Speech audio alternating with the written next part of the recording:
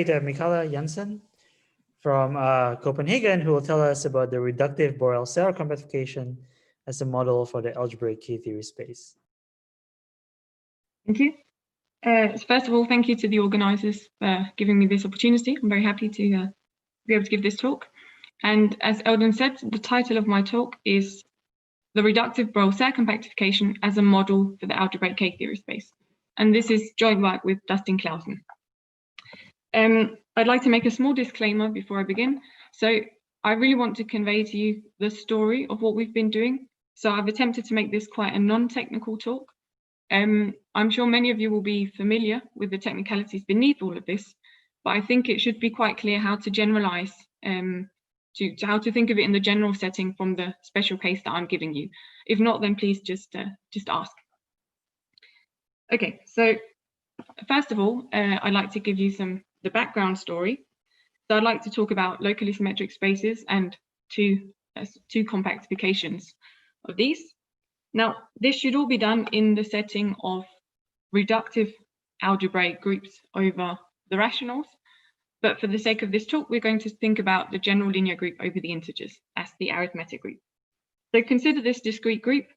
Now, as a small technical inconvenience, we actually need to consider a finite index neat subgroup of this, just fits in, which we'll denote by gamma. If you don't know what neat means, you should just think of it as being very torsion-free.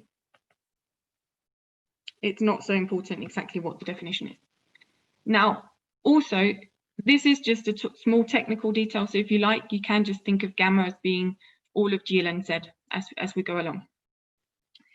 Now, gamma acts freely and probably discontinuously on the symmetric space associated with GLN.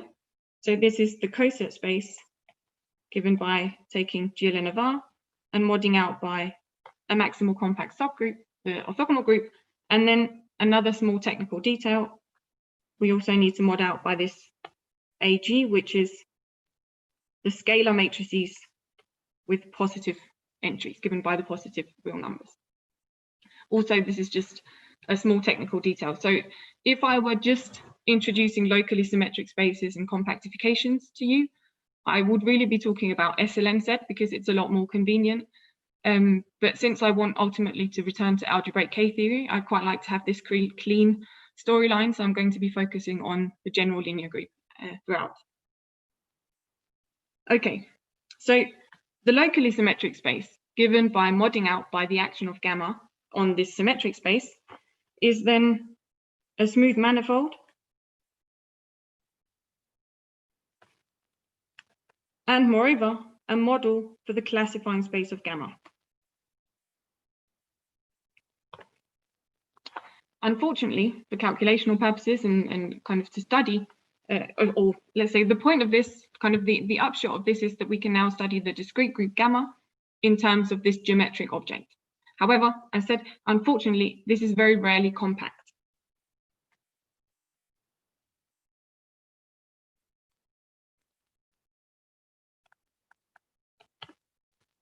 Now, this has led to the theory of compactifications of locally symmetric spaces, and there are a vast number to choose from, and they're each suited for different purposes. Now, in this talk, I will introduce the BorelSerre compactification and the reductive BorelSerre compactification here. So let's start with the BorelSerre compactification. So this was introduced in 1973 by Borel and Serre. It is a compact space. It's not a smooth manifold with corners. Oh, it's not a smooth manifold, but a smooth manifold with corners. So it's almost as good. And moreover, the locally symmetric space X mod gamma embeds into this space as the interior of this manifold with corners, which implies that this embedding is a homotopy equivalence. So in particular, the BorelSerre compactification is also a model for the classifying space of gamma. So now we do have a compact geometric object with which we can study the discrete group gamma. So Borel exploited this construction to calculate the stable real cohomology of the special linear group over the integers. And in turn, this enabled him to calculate the ranks of the k groups of the integers. So in fact, he did this for rings of integers in any number field. Quillen also used this to show that these k groups are in fact finitely generated. Okay, the idea of the construction of this compactification is very technical, not least because it needs to work in quite a large generality. But I just want to give you the kind of the main idea of the construction. So instead of directly constructing a compactification of the locally symmetric space, what Borel and Serre did is they construct a partial compactification, or bordification if you like. I need to spell right, the compactification of the symmetric space X. And then they extend the action of gamma to this. And then the quotient space is the BorelSerre compactification. So we are interested in these spaces as stratified spaces. So we're not so interested in the geometry, but more in the different pieces that how these spaces are built up. So I want to tell you a little bit more about the pieces building up this space, this BorelSerre compactification as a manifold with corners. Mikala, can I ask you a question? Yes. What does partial compactification mean? Yes, that's just kind of skipping the details. Oh, okay. It's not really a well-defined thing. We add boundary to so that's why maybe bordification is a better name. We add boundary to X, and we do this in a way such that the quotient by gamma is compact. Thank you. Okay, so being a manifold with corners, this is kind of a naturally stratified space, namely by the codimensions of these boundary components. So to tell you a little bit more about how these spaces, like how this is built up, I need to tell you about parabolic subgroups. And I'm sweeping things under the carpet here and just talking about the case of GLN. So here, a standard parabolic subgroup in GLN is a block upper triangular subgroup. So something like this. We denote these by P, Q, and R, for example. So it's the subgroup of matrices of this form. So we have some diagonal blocks of varying sizes, and we have entries above the diagonal blocks and zeros below. And this is a subgroup in GLN, which we can picture as this, just this one big block. Then a rational parabolic subgroup in GLN is a conjugate of a standard one by some element in GLN of Z. So these are going to turn up again and again throughout this talk, and I'm going to picture the things that I need to talk about in terms of the block upper triangular subgroups. So you can really just think of these block upper triangular subgroups to just have it's a little bit easier to picture what's going on. Then, as a stratified space, this bordification, this partial compactification of the symmetric space X, has a stratum for every rational parabolic subgroup. And here by stratum, I mean the boundary components and the interior. So also this open stratum, which is in fact just the symmetric space X. Now, the action of gamma on this space is such that the BorelSerre compactification, which is the quotient, has a stratum for every gamma conjugacy class of rational parabolic subgroups.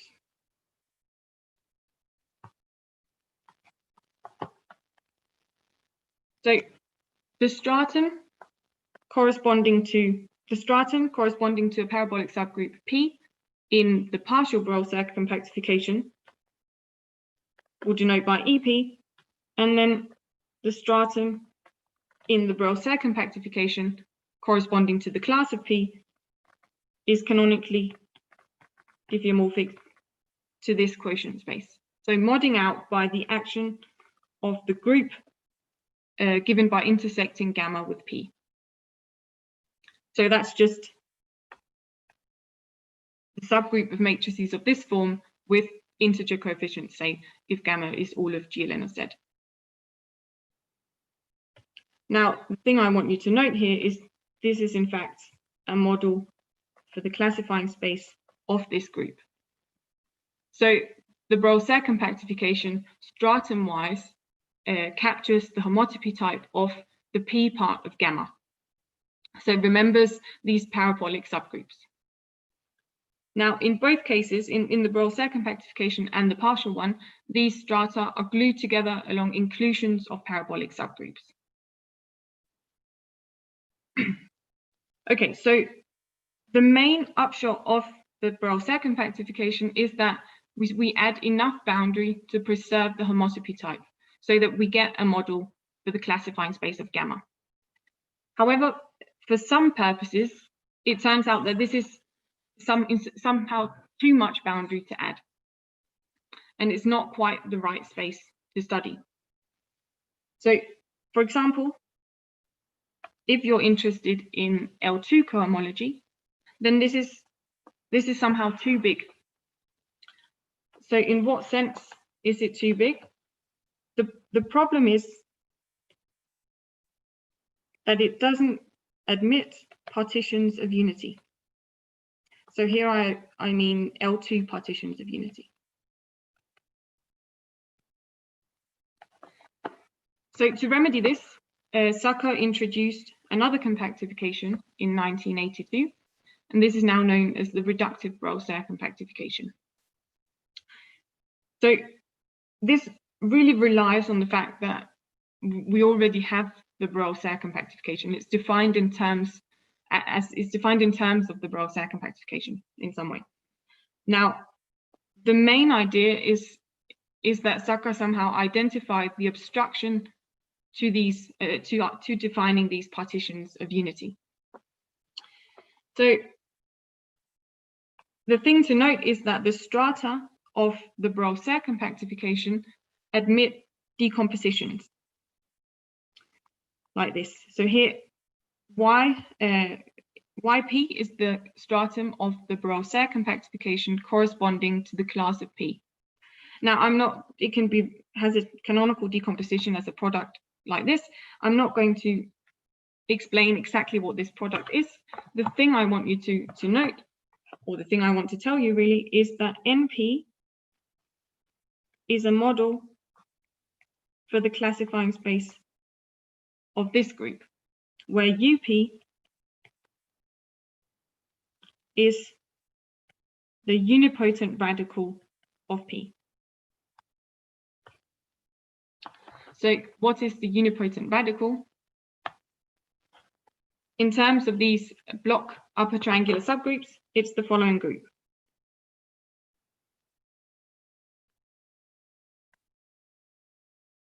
So this is P,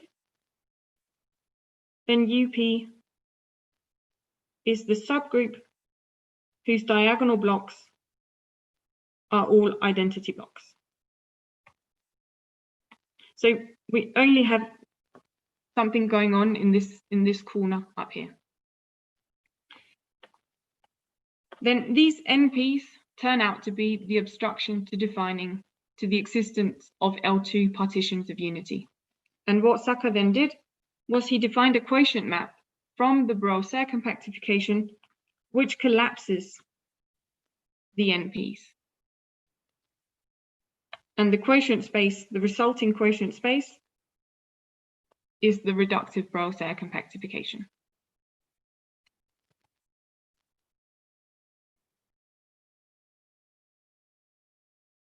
So he showed that this is a Hausdorff space and all of this, but it's compared to the construction of the BorelSerre compactification, it's really quite a simple step from that to the reductive BorelSerre compactification. Since we collapse things stratum-wise, it means that the natural stratification of the BorelSerre compactification as a manifold with corners descends along this quotient map.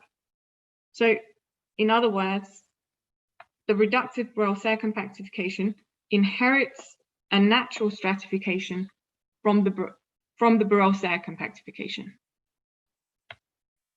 Now, these NPs that we've collapsed, they vary as the parabolic subgroups vary. So we're collapsing different things in different strata. So we don't have a manifold with corners anymore. It's a much more complicated space.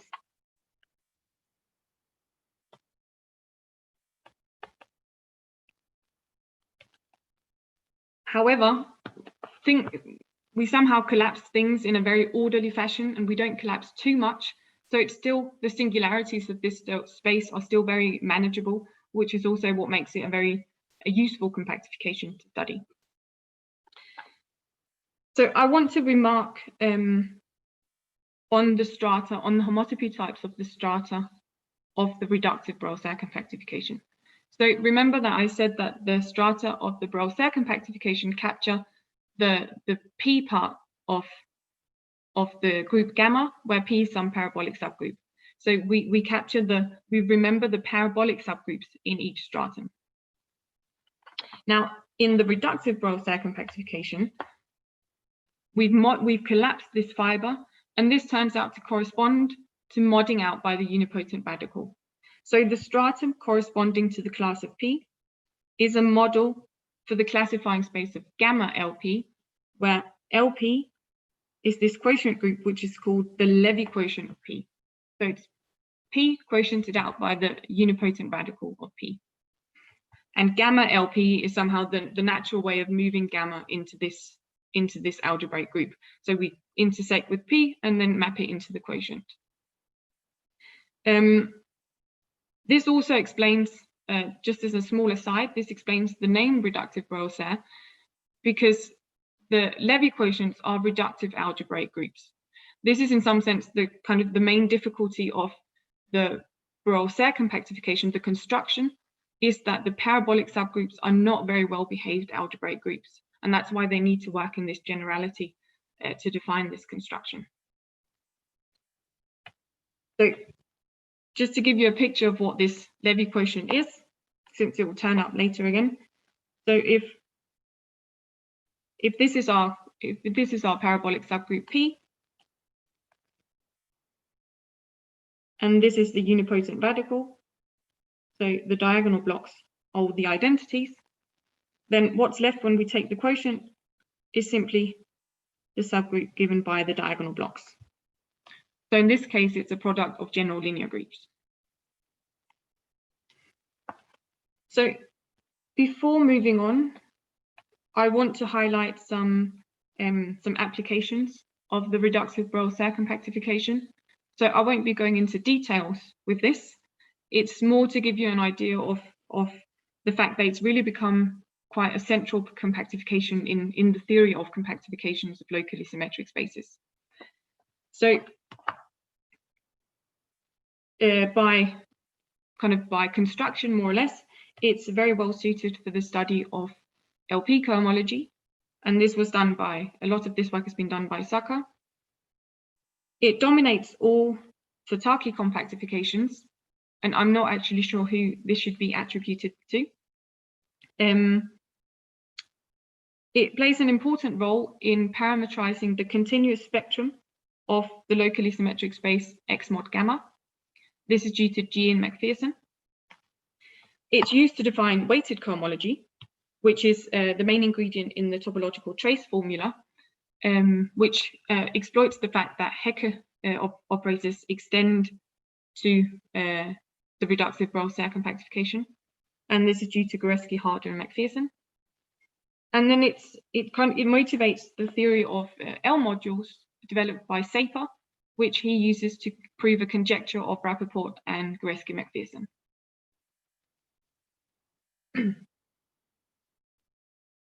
Okay, so these are the spaces that we'll be interested in. Now, to kind of sum up what I think is the main thing to take on is that the BorelSerre compactification remembers the whole parabolic subgroup is a stratified space, and it remembers the structure, kind of the poset of parabolic subgroups and each parabolic subgroup. The reductive BorelSerre compactification remembers the poset of parabolic subgroups, but on each stratum, it doesn't remember the whole parabolic subgroup, but focuses on the Levy quotient. So we're really going from parabolic subgroups to Levy quotients. Now, we are interested in these spaces as stratified spaces, and we want to study them. We want to kind of determine their homotopy type, but in a way that takes into account that they come equipped with a natural stratification. So to do this, we determine the stratified homotopy type. So I want to give you an intuitive description of this object. So this is due to Laurie and highly influenced by, has it frozen? It works. Oh. Are you moving your slides, Mikala? Yes, I'm moving my slides. It's frozen. Maybe I can stop it and start it again. Sounds good, yeah. Yep. Yeah. I'll ask the question once you. Yes. Okay.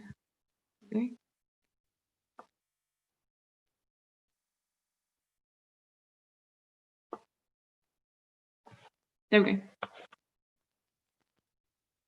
So yes. There's a question in the chat. The interior stratum is unchanged, but is it clear or true that a reductive BorelSerre compactification is still homotopy equivalent to B gamma? It's not true. Okay. It's very much not a model for B gamma.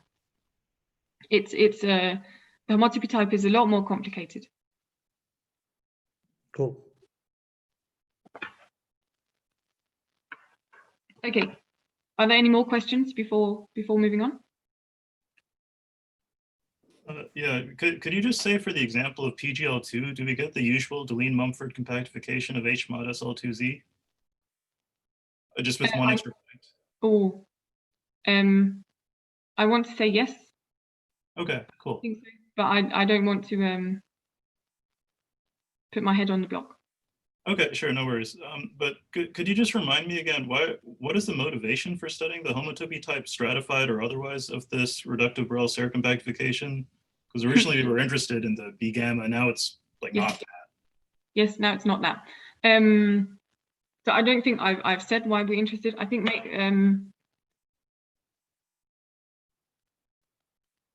I think it will become clearer as we move on that there are some kind of why one might want to study this.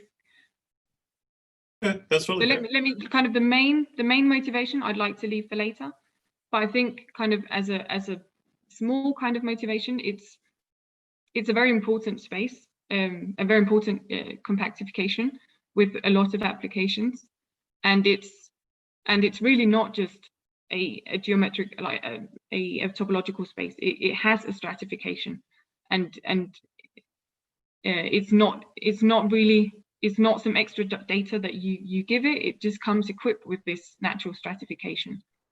So in terms of being interested in homotopy types, it really makes sense to incorporate this extra structure. Okay, sure, thank you. I mean, also, like, obviously I'm not the expert here, but it seems very natural from a representation theory perspective to understand the poset structure of parabolics. Yes. And, you know, the fact that the underlying stratification encodes that already, and each stratum has the homotopy type of very nicely behaved reductive things seems like a pretty natural motivation. Yeah, it's just, I think it's a nice stratified space, so it makes sense to try to want to understand it. as a stratified space. Thank you for that comment. So let me expand a little bit on this stratified homotopy type. So I won't be giving you the formal definition, but I'll be giving you kind of an intuitive description and then some examples to give you an idea of how this is, an idea of how it's defined. So it's due to Lurie and highly influenced by McPherson and Troyman. So McPherson made the one categorical observation under motivating this, and Troyman gave a two categorical version of this, and then Lurie has developed the infinity categorical version that we're working with. So it's a functor from the category of nice stratified spaces to infinity categories.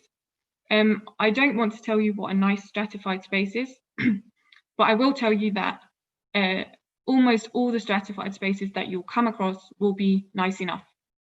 It's a very weak form of stratified spaces. So this functor associates to a nice stratified space its exit path infinity category.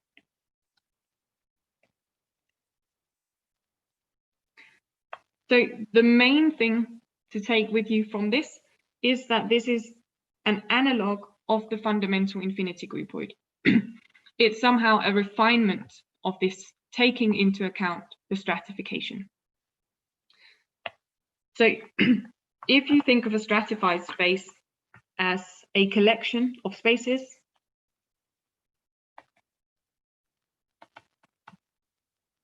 together with some gluing data specifying how these spaces should fit together, then the exit path infinity category is the homotopy type of this data.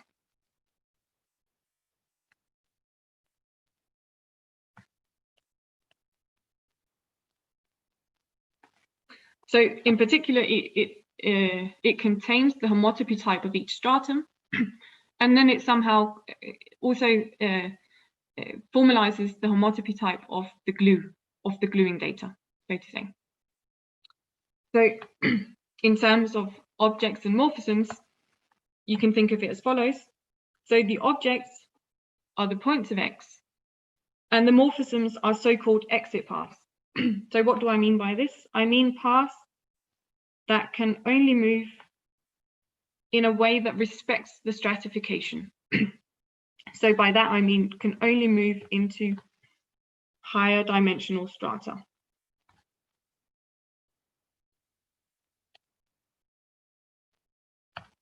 Now this is really just a kind of intuitive description, so this is not formally the way to define this. And the higher simplices are somehow stratum preserving homotopies between such exit paths.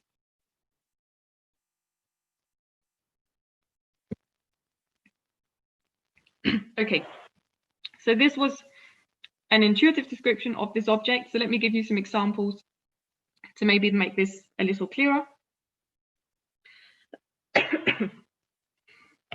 So here on the left, I have a stratified space, and on the right, I've written up the exit path infinity category up to equivalence.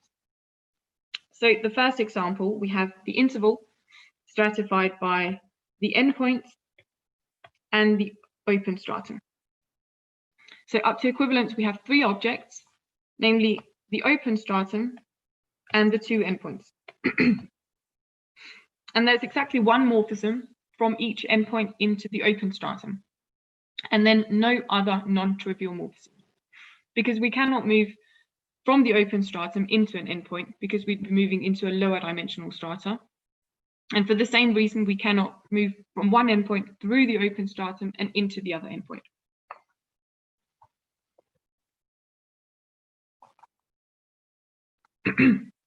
And within each stratum, all paths are homotopic. So, sorry, a slightly more complicated example, but not too much. We have the sphere stratified by the upper hemisphere, the lower hemisphere, and that wasn't right. We do this in a smaller one, the equator. So then we have up to equivalence 3 objects, namely the equator, the upper hemisphere, and the lower hemisphere. We have exactly 1 morphism from the equator into each hemisphere, and we cannot move from a hemisphere either into the equator nor through it, because we'd be moving into a lower dimensional stratum. And now around the equator, we have an automorphism group, which is isomorphic to the integers. Now, in both of these examples, the exit path infinity category, we see it's essentially just a 1 category. So let me give you an example where we see just slightly more higher categorical behavior, namely this example, which is the disk stratified by the origin and this outer stratum. So up to equivalence, we have 2 objects, the outer stratum and the origin. Now note that any loop in this outer stratum, if we have a loop like this, it cannot be contracted because the homotopy has to be stratum preserving. So I cannot contract this through the origin. Therefore, we have this automorphism group, which is isomorphic to the integers. Now, the same loop shows that we have a whole circle of ways in which to move from the origin and into the outer stratum. So I can stand at the origin and I can turn around and I can choose the exact degree at which I want to leave the origin. So for that reason, I have this morphism space, which is S1. So here we have a 2 category. But of course, we can see much. We can see higher categorical behavior. So this is just examples to give you an idea of what's going on. Are there any questions about this part?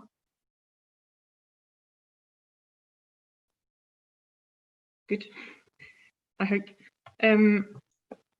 So I want to highlight one of the most important features of this object, which is both kind of a motivation for why people have chosen to study it. So maybe this also motivates the question from before, why do we want to consider this stratified homotopy type? It also really cements the analogy with the fundamental infinity groupoid. So recall that we have a monodromy equivalence. So if we have a topological space, so this is, I should write a nice topological space, then we have an equivalence between the category of locally constant sheaves on X and representations of the fundamental groupoid. Now, there is an infinity categorical version of this statement. Namely, if we plug in the fundamental infinity category here, then we simply need to replace sets by the infinity category of spaces, and we need to consider the infinity category of space valued sheaves. And we have an infinity categorical equivalence. Now, what happens if we have a stratified space?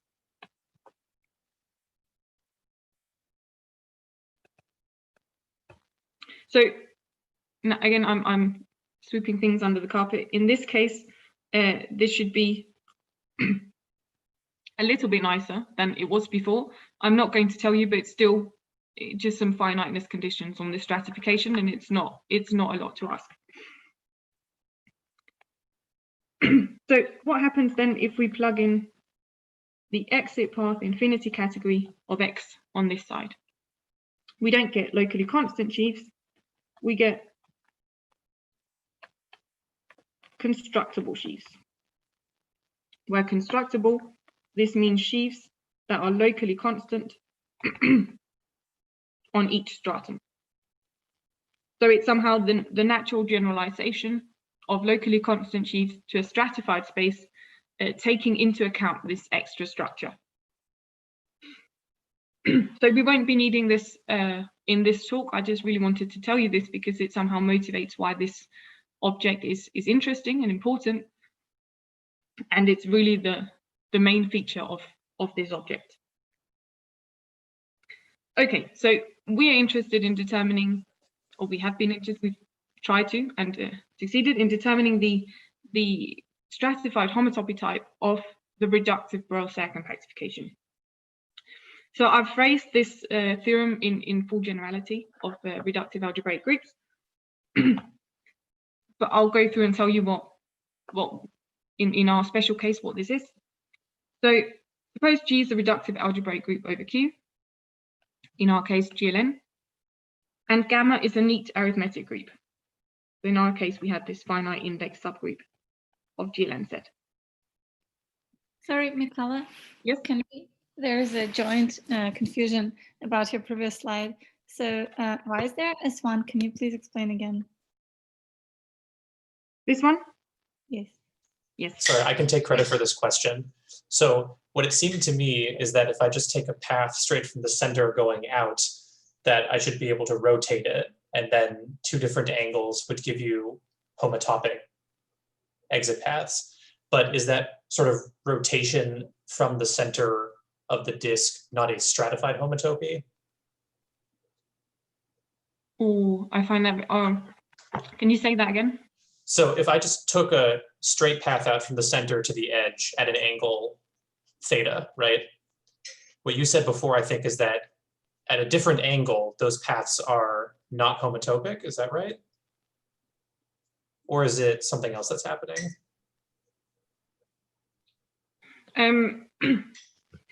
It's somehow. Or maybe it's what Hiro was saying, that going all the way around.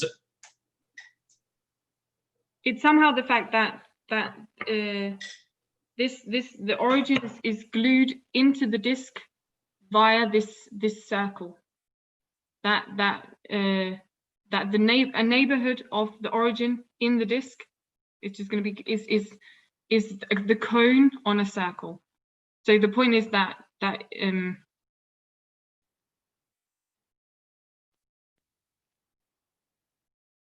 think that's the part of it kind of measuring the homotopy type of the glue. I think I get it. It's just, it seems it's just weird, I guess, to me, that's all. Yeah, yeah.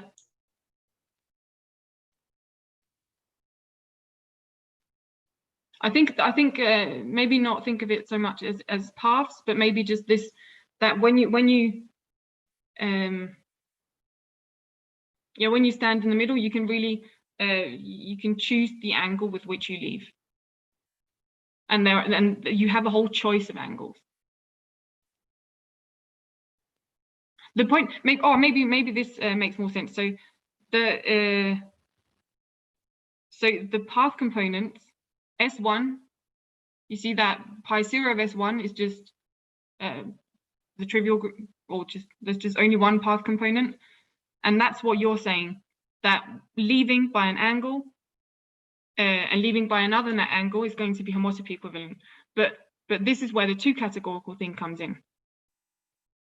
Maybe that's a better way of thinking about it. Okay, I think I get it. Does that make sense? Yeah, that makes more sense. Thank you. Yeah. Sorry, that was a bit slow, but I think that's the way that clarifies maybe. Yeah, that yes, helps me a lot. These two paths are homotopic, but the homotopy is part of the data.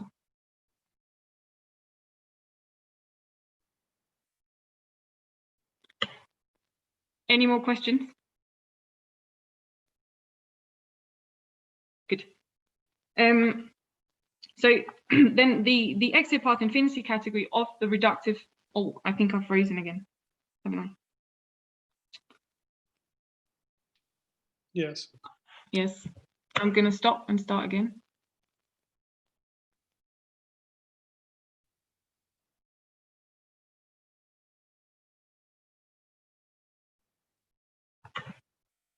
Okay. The exit path infinity category of the reductive BorelSerre compactification is equivalent to the nerve of a one category. And this one category is defined as follows. So the objects are the rational parabolic subgroups of G. So in our case, these block upper triangular subgroups and their conjugates. And the hom sets are given as follows. So it's the set of elements in gamma, so from P to Q, it's a set of elements in gamma that conjugate P into Q, but where we mod out by the action of this group. So the elements of gamma belonging to the unipotent radical of P. So remember that the unipotent radical was this subgroup where the diagonal blocks were all the identities. And composition is just given by the product in gamma. So modding out by this group reflects the fact that we collapsed these fibers that, that had the homotopy type of this unipotent radical. Now, before you kind of try to make too much sense of this category, let me say that it's not so important for you to have a good feeling of what this is. I wanted to state kind of what the category is because it's somehow quite simple to define. But the two main things for you to kind of note in this theorem is that one, it's a one category. So we had an infinity category, but the stratified homotopy type of the reductive BorelSerre compactification is essentially just a one category. All this data is given by a one category. So that's the first thing. The second thing, note that the category, the definition doesn't make use of any of the geometry of the reductive BorelSerre compactification. It's defined purely in terms of the poset of parabolic subgroups of G and the action of gamma on this. So it's really a purely algebraic object. Of course, it relies on the reductive algebraic group, but it's defined somehow algebraically. So we get various corollaries from this result, but I just want to highlight the following, which recovers a theorem of G, Murty, Saper, and Shirk from 2011, which is an identification of the fundamental group of the reductive BorelSerre compactification. So it's the quotient of gamma by the subgroup E gamma, where E gamma is the normal subgroup generated by elements in gamma that belong to the unipotent radical of some parabolic subgroup. So in the case of GLNZ, what is this E gamma? It's simply the subgroup of elementary matrices.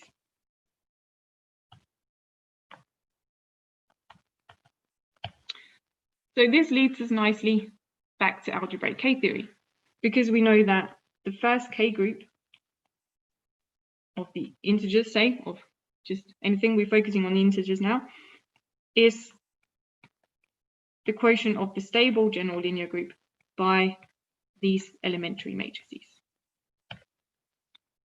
So somehow the reductive BorelSerre compactification has, you could say it has the correct fundamental group in terms of algebraic K-theory. So with that, we'll move on to algebraic K-theory. I can ask a very silly question. Yes? Why is that a corollary? Is that Van Kampen, or is it some theorem about localizations? Localizations. Okay, thank you. So we know that the general linear groups are very important to algebraic K-theory historically and in defined constructions and calculations. One way to construct the algebraic K-theory space is to consider the symmetric monoidal category, which is the disjoint union of the general linear groups with product given by direct sum. Then the algebraic K-theory space is the group completion of this, the resulting topological monoid.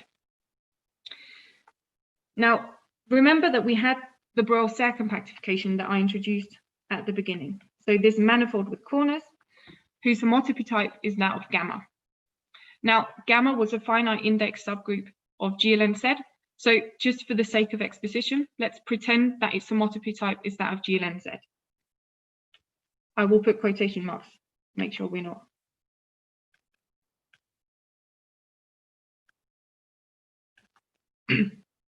So what we have here is we have a space, a nice geometric object, in fact, whose homotopy type is that of this group.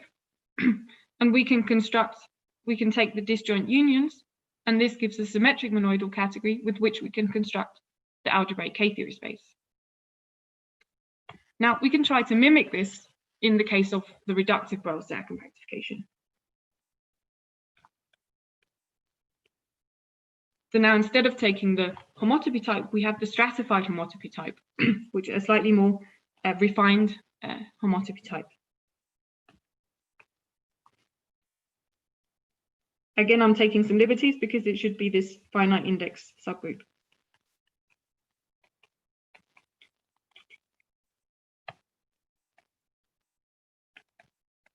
And we'll denote it like this. And we can try to take this disjoint union.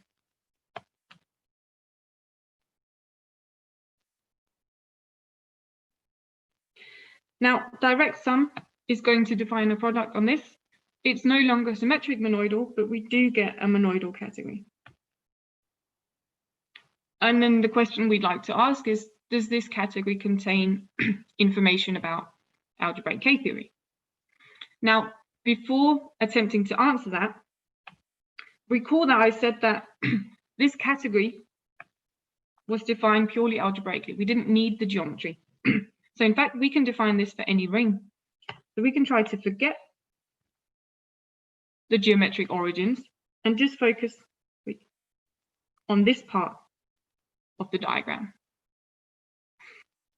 So for the sake of this talk, I'm not going to take any ring. I'm going to take a local commutative ring. So we can, plug in A here. Can plug in A here. And we get a model for the K-theory space of A. Likewise, we can consider these categories over A. We can take the disjoint union. And I've given myself very little space. So I'm going to call this M RBS of A.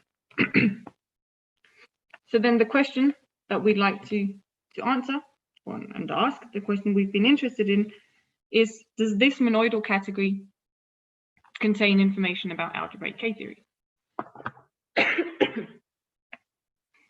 And the answer is yes, it does. In fact, we proved that the K-theory space of A is homotopy equivalent to the loop space of the classifying space of the resulting topological monoid. So in fact, more specifically, we find a zigzag of homotopy equivalences between this classifying space and the geometric realization of Quillen's Q construction.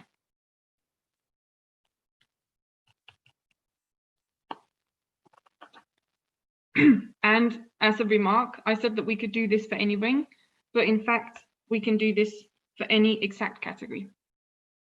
But this requires a slightly different incarnation of this category, the RBS. And I think for a 60-minute talk, it's a bit too much to introduce this category.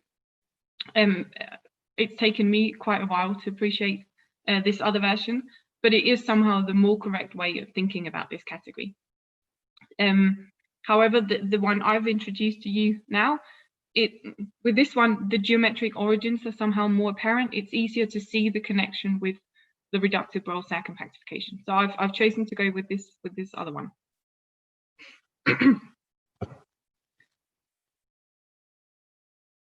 So where does the assumption that A is local come in?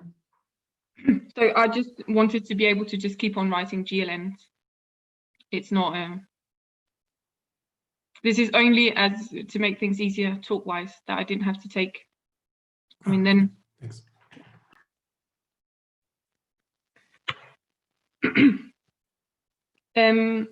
Okay, so I don't want to tell you too much about the proof. I will tell you that it's quite technical, but it's step by step. It's really quite straightforward. It's somehow very Quillen or Walthausen-inspired style of maths with bisimplicial things and what have you. I will tell you that ultimately it relies on the correspondence between parabolic subgroups and flags.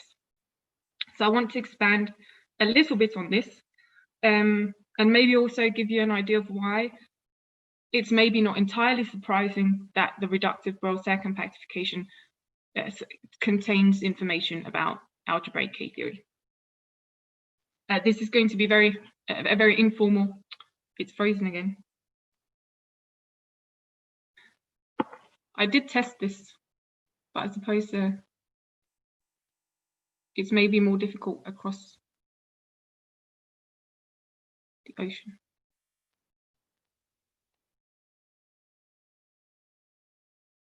There we go. So this is an informal motivation, but maybe it gives you an idea of what this correspondence ultimately relies on. So we know that parabolic subgroups correspond to flags by being their stabilizers. So this is a parabolic subgroup. Then so I need to zoom in to write the dimensions so you can read them. N2, N3. This corresponds to a flag A to the N1, A to the N1 plus N2.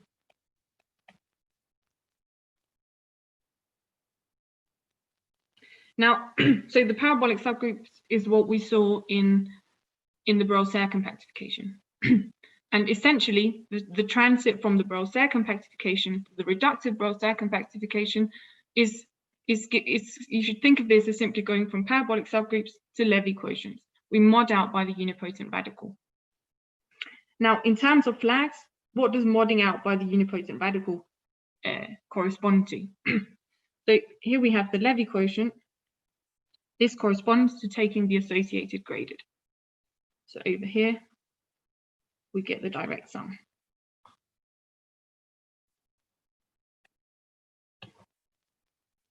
So to see how this correspondence is somehow in line with classical constructions of the algebraic K-theory space, recall that in Waldhausen's S-dot construction, an object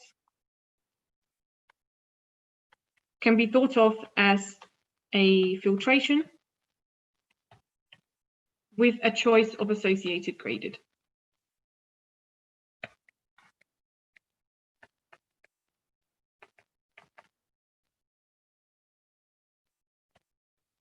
And in Quillen's Q construction, a morphism from X to Y, so it's a span like this, is equivalent to a three-step filtration with middle graded piece X.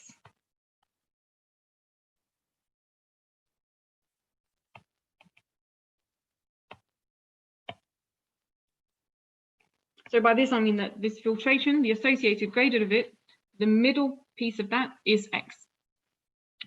So this is somehow, maybe this expands on the question that we had at the beginning, why one would want to consider this stratified homotopy type. So I think in terms of algebraic K-theory, this is why one might expect there to be information contained in the algebraic, in the reductive BorelSerre compactification. But that is, as I said, it's very informal. Now, so this is all very well, but I think the question that you should somehow be asking now is, why would we want to do this? Now we have a model, but why would we want to study this model for the K-theory space? So I have two answers for that. So first of all, the geometric origins, and secondly, we have some homology calculations for fields. So to expand on the geometric origins, I think, at least to me, in some sense, they speak for themselves. So the fact that we haven't just pulled this model out of a hat, it really comes from somewhere. In fact, it somehow it falls out of the reductive BorelSerre compactification if you look at it from the right angle. I think that's, well, I find that very interesting at least. But I think more explicitly, how one could try to exploit these geometric origins is by trying to transfer tools from the geometric side to the algebraic side, transfer or translate somehow. For example, there are some very interesting cohomology theories on the reductive BorelSerre compactification. So we have intersection cohomology, for example, and weighted cohomology. So to do this, one would have to work with these constructible sheaves, because we get a a combinatorial incarnation of constructible complexes of sheaves as elements in a derived functor category. But that was maybe just an aside. So, so let me tell you more about these cohomology calculations that we have. So note that we have a functor from GLN of A as a one object category into Dn obvious of A. So this identifies GLN of A as the automorphism group of the object that is just the parabolic subgroup given by this one block, so the whole group. In terms of stratified spaces, this corresponds to the open stratum, which was given by this locally symmetric space, X mod gamma. Now, for infinite fields, in fact, rings with many units, for example, infinite fields. There we go. This functor is a homology isomorphism for all n and with any trivial coefficients. So homology-wise, we get the same thing. This model gives us the same thing. But remember, however, that in terms of fundamental groups, we were somewhat closer to algebraic Ktheory. So this is an application of an important result by Nesterenko and Suslin, who showed that the inclusion of these diagonal blocks, this subgroup of diagonal blocks, into a block upper triangular subgroup like this is a homology isomorphism when the entries are taken in a ring with many units. So this corresponds to an inclusion of a Levy subgroup. So as I said, in terms of homology, for infinite fields, we get the same thing. However, for finite fields, it's a very different story. So suppose we have a finite field of characteristic P, then Quillen calculated the cohomology groups of the general linear group over K away from the characteristic. And he also showed that the stable cohomology at the characteristic vanishes in positive degrees. Now, the unstable cohomology at the characteristic is notoriously difficult, very complicated, and still unknown. But it's known that it contains non-trivial unstable classes. So this is due to Milgram-Rippridi and Latin-Sprain. So what we have for this category, what we show is that away from the characteristic, we get the same thing. We get homology isomorphism for all n. But at the characteristic, what we have is that the cohomology of this category C and obvious of K with FP coefficients vanishes in all positive degrees. So for all n and in all positive degrees, the cohomology groups are 0. So stably, we get the same thing, but we don't have this unstable noise, so to say.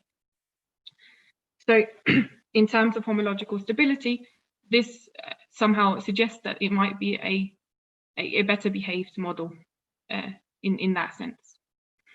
But I think there are many more things that one could try to find out about this model. And I think on that note, I will finish, and thank you. Thank you for your attention. Let's give Mikala a round of applause.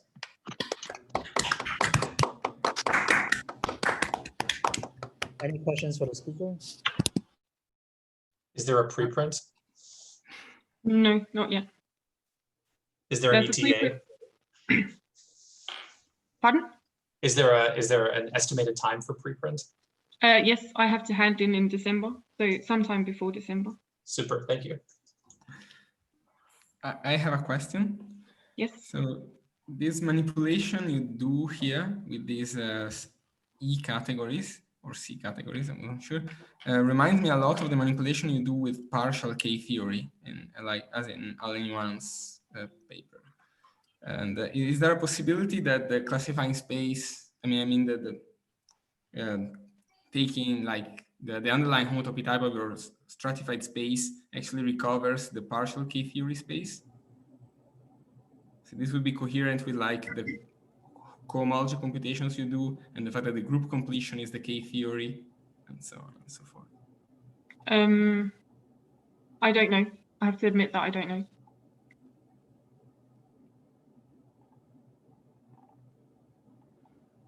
Okay. One thing I remember is there's some old thing called Volodin K-theory, which I guess was said at the time to be kind of like a nice or unstable version of K-theory. So I wonder, it's conceivable that that's also, there's some. Yeah, so I looked, I mean, the Volodin space gives this construction of the plus, or is a model for the plus construction of BGL. And at least we tried to compare, we tried this comparison, I tried this comparison at one point. I think one nice thing about this category is that the Volodin space somehow collapses all the unipotent radicals at once as a topological quotient, whereas in this category kind of systematically collapsed the unipotent radicals. I think that's at least one comment I can make on that.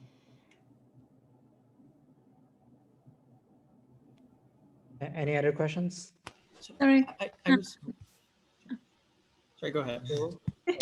Could you please summarize again? I think you mentioned, but could you repeat? So what are currently the known benefits of your construction for K-theory? I think the only known benefit that we really have is that it's that the cohomology vanishes. For finite fields, the cohomology vanishes at the characteristic unstably.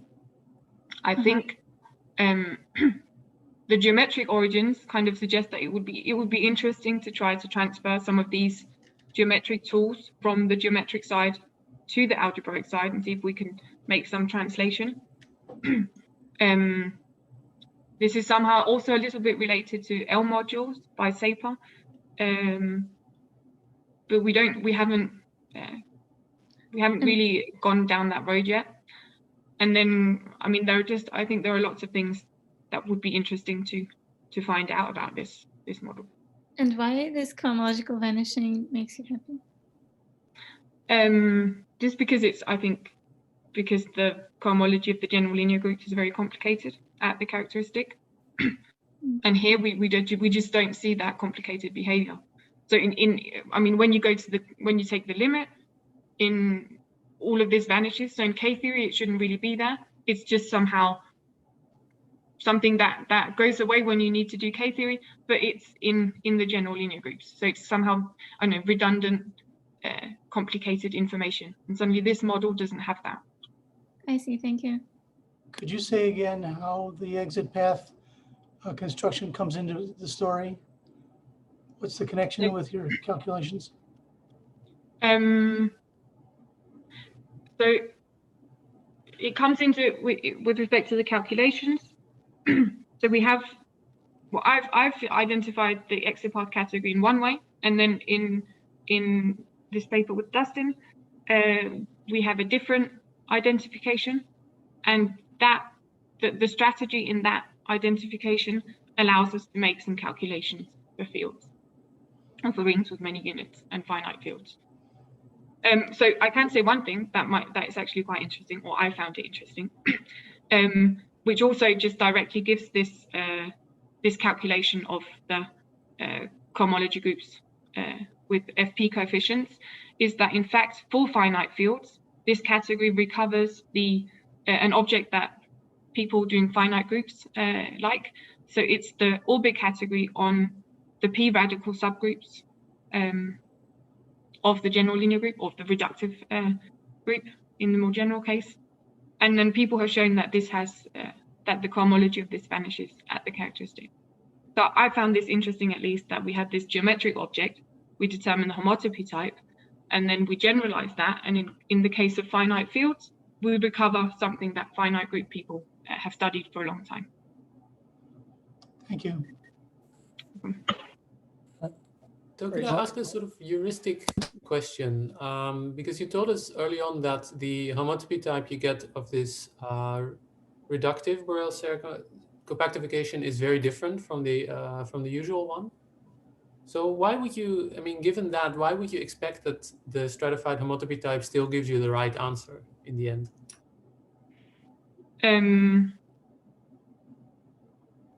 I think, I mean, there's quite a way. The homotopy type of the BorelSerre compactification is that of, I mean, up to finite index is that of GLN. And I mean, there's still quite a way from the general linear groups to algebraic K-theory. And then I think the other motivation, as I mentioned in this flags and parabolic subgroups, is that somehow the BorelSerre compactification doesn't care about associated gradients, whereas the reductive BorelSerre compactification does. And these associated gradients are quite important in algebraic K-theory, which we also see in, for example, Walthausen's S-dot construction and in Quillen's Q construction. Right, that makes a lot of sense. Thanks. Sorry, I was wondering, so since you have this description of the K-theory and it's by filtered spaces, does it lead to like a filtration on K-theory? Or stratified? Yeah. Well, have we thought about that filtration? I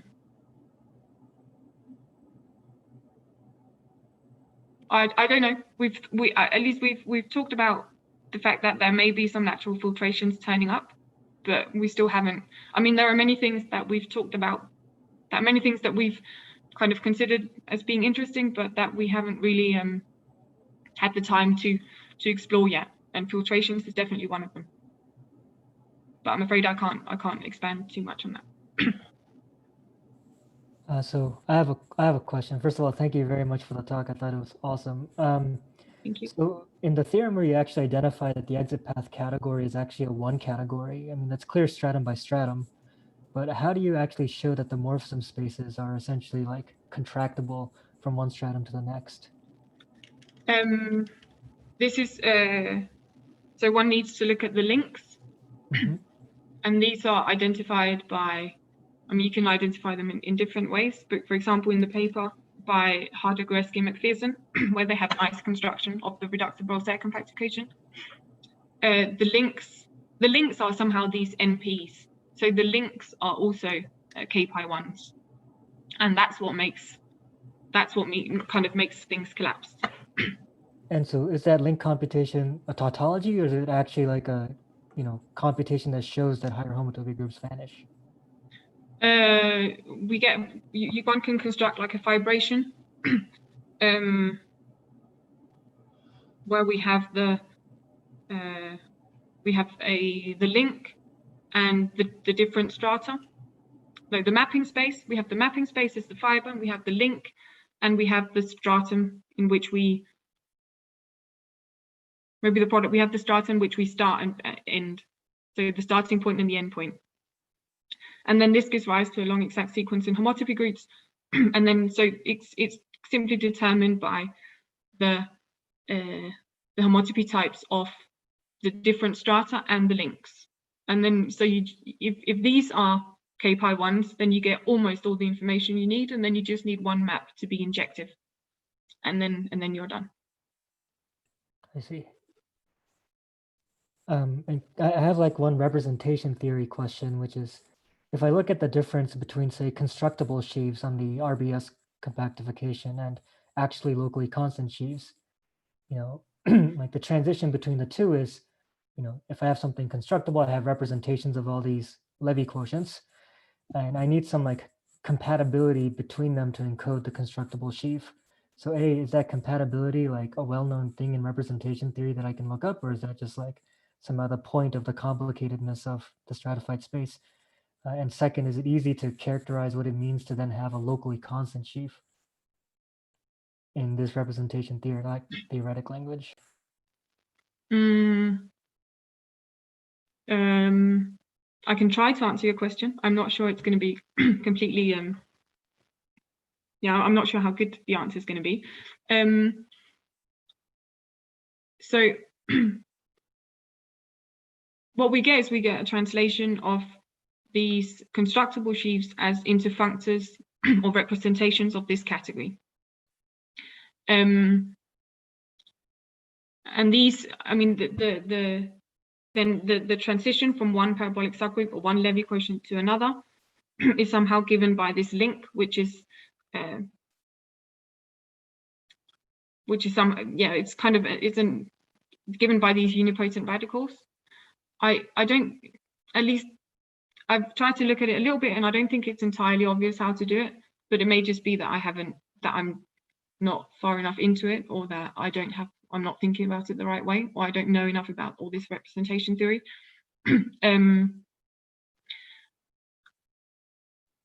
I think it would be very interesting to explore exactly how these fit together, because I think so maybe I'm just going to say something completely different now, so maybe I should just admit that I'm not sure exactly how I should answer your question, but I can say something different if you like.